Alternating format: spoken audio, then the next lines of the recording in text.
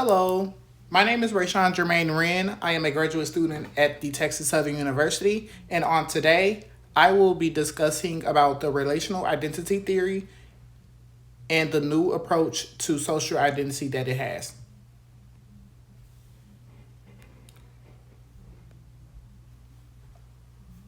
So, some of the core concepts of relational identity theory is that an individual identity is not merely static or intrinsic as a characteristic. Instead, it is continually shaped by the dynamic interactions and in relationships within social networks. Some might perceive identity as isolated and self contained. Identity is understood as relationally constructed, it evolves and is redefined through ongoing exchanges and connections with others in society. However, the complexity of these interactions renders concept and identity particularly fascinating.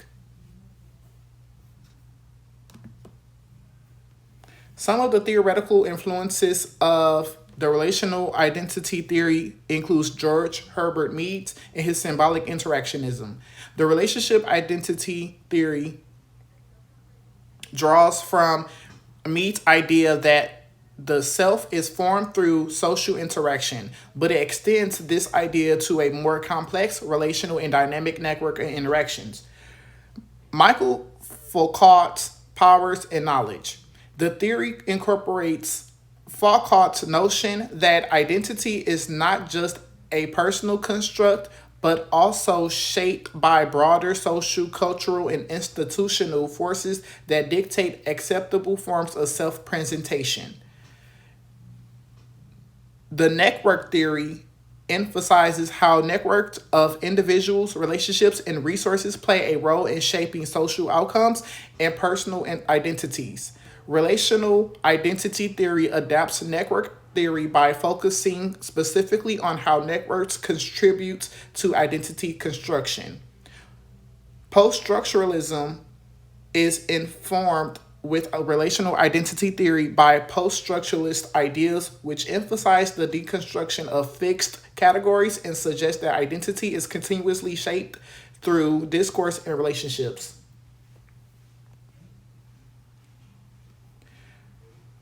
Relational identity theory and its identity as a networked process.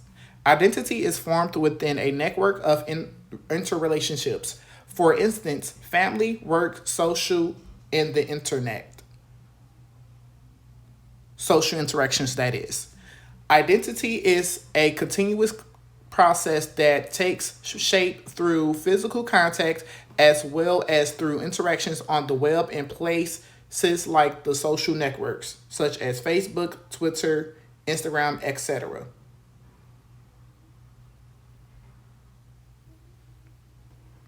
Such exchanges form a web of meaning in which people continuously change and reconfigure their identity through the norms, actions, and ideas of others within the web. The interdependencies and fluidities of relational identity theory is considered to be fluid and unpredictable. And that means it is shaped by ongoing interactions. It is not fixed or predetermined, and it is always in a state of flux as individuals respond to the shifting dynamics of their relational networks. The actions, thoughts, and perceptions of individuals are always influenced by the social systems they are a part of, including the norms and values of these systems.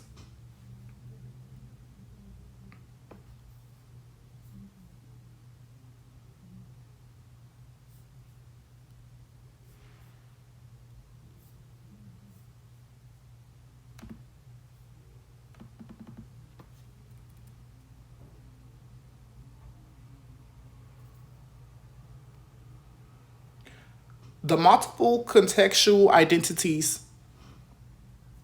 People hold multiple identities that are context specific. An individual's identity is constantly shifting depending on the relational context they are in. For instance, One may be a parent in the family context, a leader at work, a friend in social circles, and a follower in virtual communities. To give a little bit more context on that, in virtual communities, I am referencing potential identities such as if you are a pastor at a church and you are doing a virtual service. I'll take Pastor Marcus D. Cosby for a perfect example because he do have Will or Whatever, which is a virtual series where he has to have and maintain a contextual identity in the scope of a preacher. Multiple contextual identities basically demonstrate how flexible and adaptive the self is under the thinkings of George Herbert Mead. These identities do not contradict each other, and they coexist and are activated in different social contexts.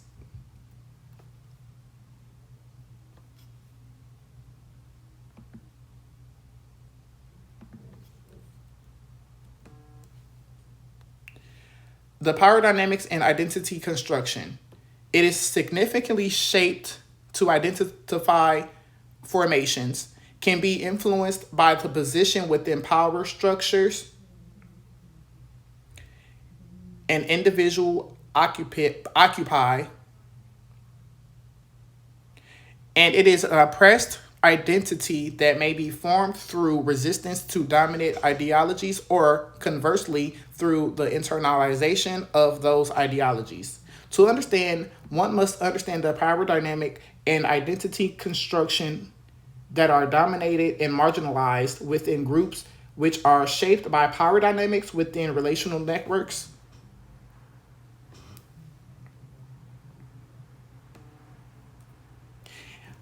And a little bit more to go into context regarding the third bullet point. Dominant ideologies are the ideals, attitudes, values, beliefs, and cultural refuges of the ruling class in a society.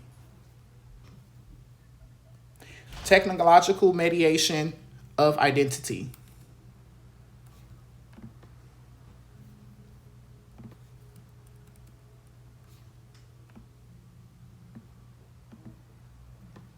In the digital age, identities are increasingly meditated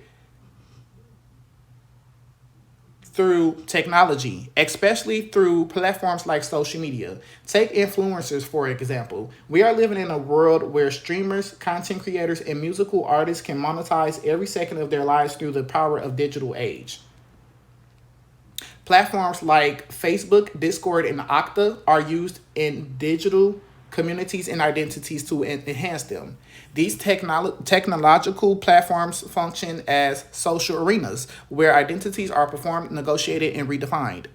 Online interactions amplify the relational aspect of the identity, enabling individuals to experiment with different versions of themselves, often leading to new forms of self expression and social categorization.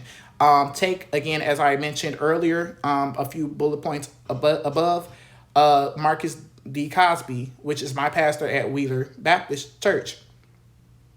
He is basically a contextual identity who is able to self-express himself as a person who believes of the higher power, and he likes to preaches that word to the congregation that he serves.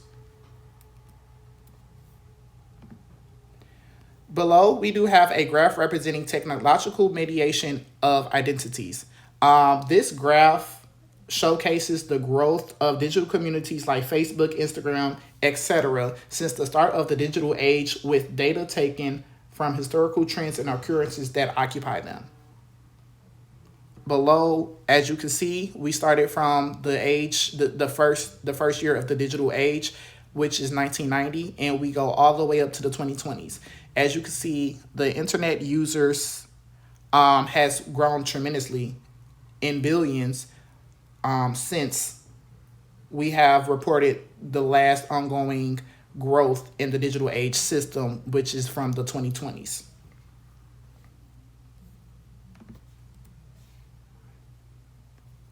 So, to provide a refreshed overview of relational identity theory, it posits that identity is dynamically constructed through interactions within social networks, integrating elements of social interactionism, post-structuralism, and network theory. This reflection explores relational identity theory's core concepts, including identity as a networked process, fluidity, contextual identities, power dynamics, and technological mediation.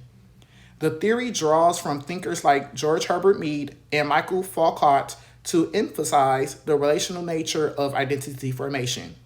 Applications span social media, workplace dynamic, cultural movements, and education, highlighting relational identity theory's relevance in understanding contemporary influences and identities in a digital age. The next slide, I have a video that I placed the link right below my picture. The picture basically is just an emphasization that I am proud to be black and I am black to be proud. In the video, I can just describe a little bit of context about it. It is basically a video that is titled "I Am Black, But I Am Not."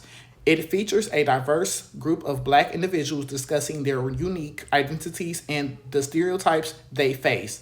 Participants share personal experiences that highlight the complexities of black identity, emphasizing that being black encompasses a wide range of cultural backgrounds, interests, and experiences. The video challenges monolithic perceptions of blackness and encourages viewers to appreciate the diversity within the community.